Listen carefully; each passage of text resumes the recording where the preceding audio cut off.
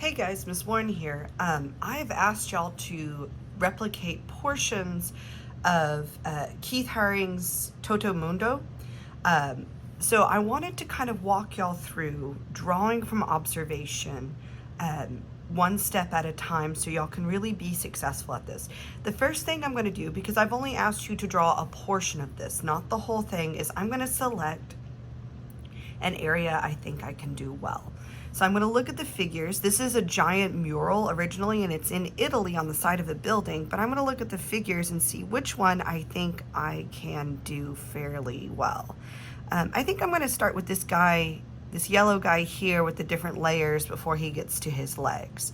So the first part I want to think about is, how large do I want the figure in my picture? Now, according to the instructions of the warm-up, we're going to add more over the next couple days, so I don't want him to take up the whole picture, but I want him to be large enough to see. And do I want to keep him in the upper corner, or do I want to drop him lower down? I think I'm going to keep him in the upper corner, and I think I'm going to draw him about that large. So first, I will need to decide the size and the placement of my main object. Now then I need to start looking at the shapes of the individual parts that I'm drawing. So I'm going to go ahead and start with the head. When I look at the head, it's not perfectly round. It kind of goes out and then flat over and then back in. So I'm going to kind of start with that shape, and I'm going to move over a little bit on the page because that arm, the elbow is what sticks out the furthest. So this is a little bit in. So I'm going to go up and over, and it's kind of more pointed on this side than on the other side, and it doesn't go in a complete circle, so I'm going to kind of stop there.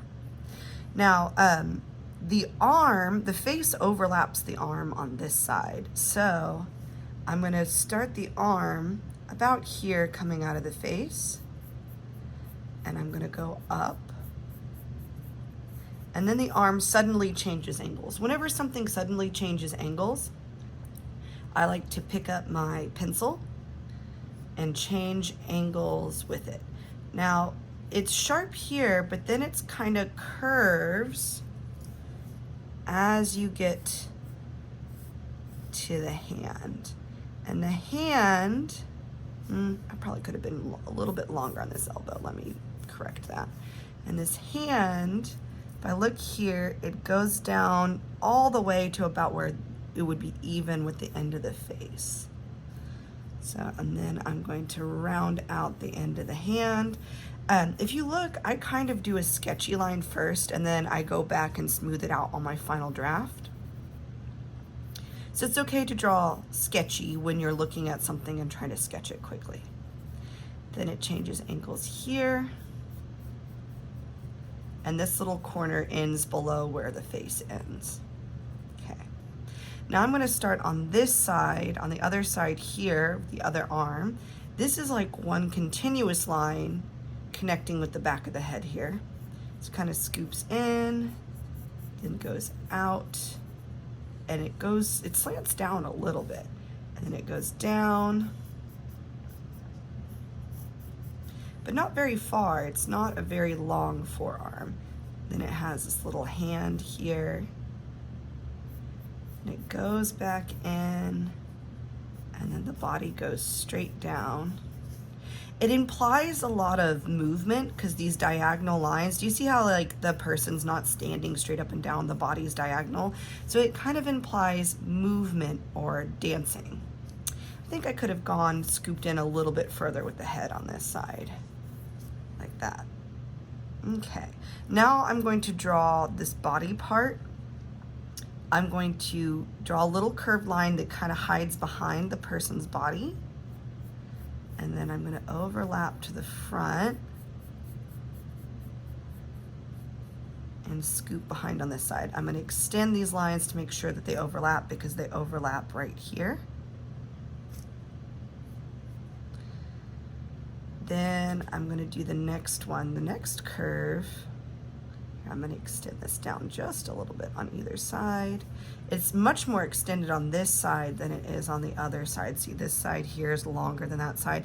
That's why you need to constantly compare size, shape, and placement or position to make sure that your picture is accurate. If something looks funny, it's probably because the size, the shape, or the placement or position isn't exactly right. Now that I'm slowing down and looking at it, I kind of drew this side of the body too long. In the original picture, this part goes a little bit further up. Now, because I'm just sketching and looking at it, I can choose to stop, erase, and go back and fix it. But if I'm satisfied with the way it looks, even if it's not 100% accurate, I can continue. So there, I'm going to look and try to make this side a little more accurate. So this side is shorter than this side over here. Now this curved part goes almost all the way up to that corner before coming around to the front on this side. But then there's a lot of room between the top and the curve on this side. And I need to extend this line to where it touches the front on either side. Now here he's got it kind of rounds because it looks like almost like a tummy. And then the knee comes straight out. Remember, whenever you change sharp angles, I like to pick up my pencil.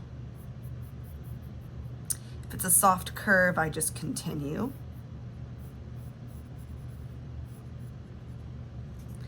And the foot comes out.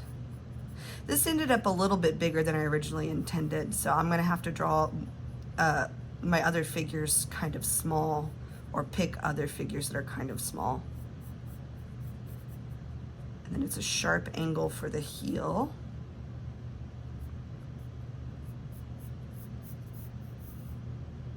This line goes past the center of the body.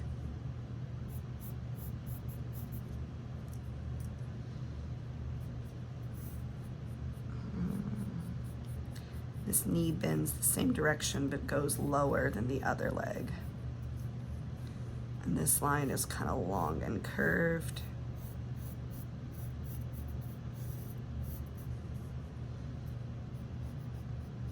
This one's straight. So ask yourself, what angle is the line? Is it straight? Is it curved? What direction does it go? How far does it go? If something doesn't look like right, it's probably either the size, the shape, or the placement of the object.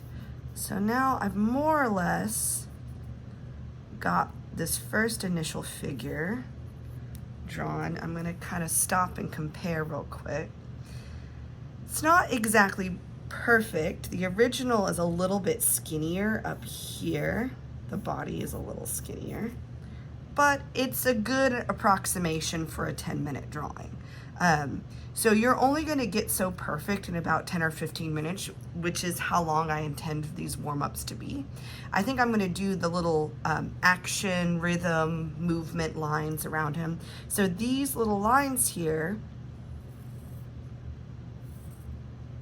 add rhythm, or a sense of visual rhythm and movement to the figures. Kind of implies that like his hips are shaking.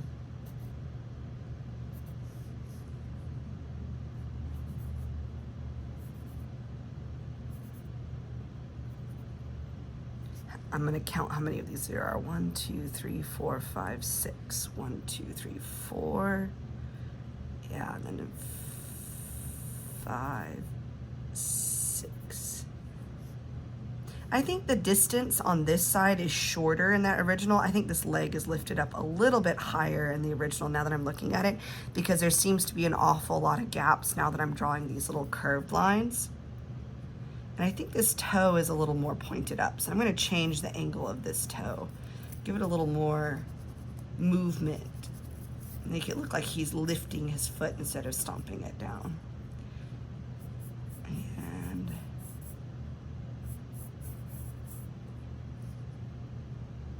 add the little curved movement lines. Yeah, there's less space in between there because look, it's taken up by a lot more, but that's okay. It doesn't have to be 100% perfect. We're just getting an approximation. Now, the purpose of these warm-ups is to practice drawing from observation and to become familiar with famous works of art.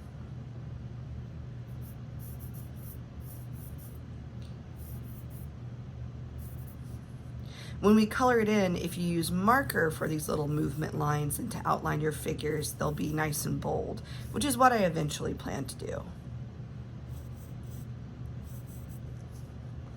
Just making markings now with pencil. So there's my first figure here, copied from Keith Haring's mural. And so we're going to copy a few more figures, so leave some room on your page. I know I drew this one kind of large, so I'm going to have to pick some other ones that are smaller. You don't have to do the figures that are right next to each other. You could go through and pick out any of the figures in the picture, whatever you think you could draw easily, and will help you practice drawing accurate size, accurate shapes, and accurate positions. That's it for today, and I look forward to seeing your work.